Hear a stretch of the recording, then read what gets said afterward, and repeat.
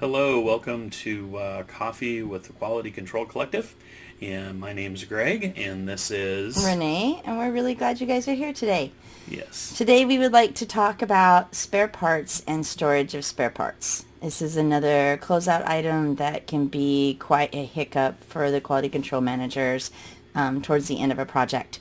You're really busy on the back end of those projects, and you're witnessing tests and you're documenting tests and you're trying to get all the paperwork in, and you start in commissioning. So spare parts is kind of always an afterthought, and there are some hiccups that we have seen happen time and time again that we're hoping to share some tricks and tips on today. Hiccups are an understatement. We've had some literal nightmares, QCs. Spare parts is another closeout item, and like Renee had said, and it'll hold up your money and close out on the project and turnover.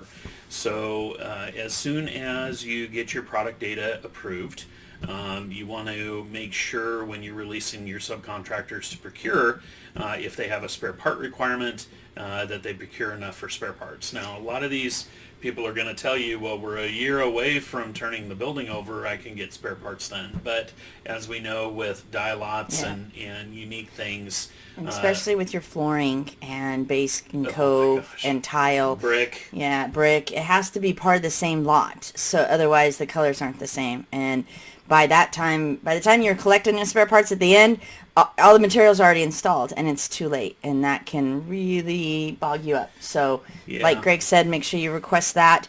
Make sure you're tracking and logging the spare parts. Make sure that you're able to make a itemized transmittal of all the items that are included to turn over to the end customer.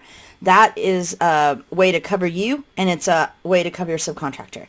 So if we've got subs watching today, please make sure that you get those signed transmittals from your QC. That protects you as well. yep, definitely want to get a transmittal from your subcontractors, and then when you do the master transmittal for the mega turnover of the spare parts, you have copies of those, and it's easy to transfer over to your master transmittal if it's all itemized. You want to make sure that they have the specification section on there, exactly what they are, the paragraph number to what they go for the spare parts, owner stock, attic stock, turnover stock. It has all sorts of different names, but essentially it's spare parts. It is. And the last tip we kind of wanted to talk to you today about is storage.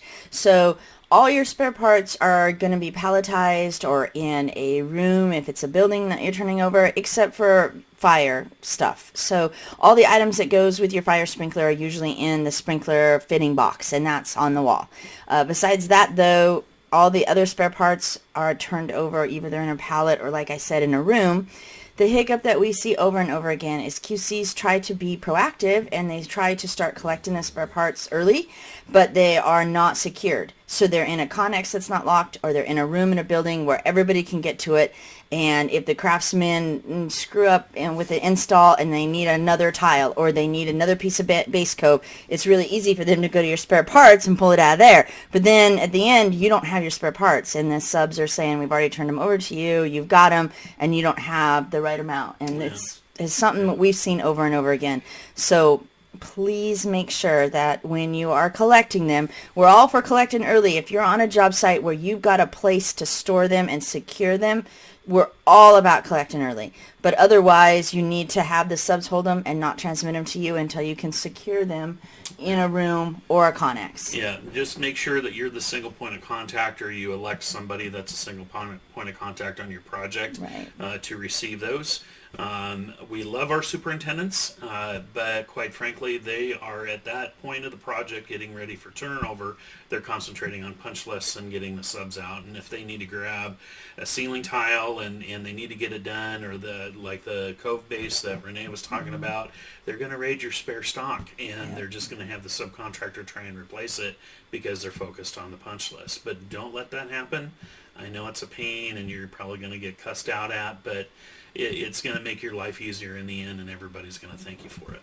And we say all the time, if you're a QC and you're not in the Porta-John wall, are you really a QC? Yeah, Really? they don't love you unless they're testing you out on the Porta-John Unless wall. they give you some artwork. That's right. That's right. And if we've got general contractors watching us today, again, spare parts are another one of those closeout items. It's holding up your money. It's holding up your final payment. So if you can get your team trained on how to properly collect and secure those spare parts, that's one less closeout item that will be a hiccup for you to get your final payment. Yeah, it's all about the turnover, and like we like to say, you'll look like a rock star at the end. And it's all about going smooth and no surprises, and it's good best practices to do on the job. We really hope that these tips might have helped you today. If so, please give us a like down below. Like us. And follow us for the next tips for QCs. Thank you. Thanks, everybody. Have a great day. Bye.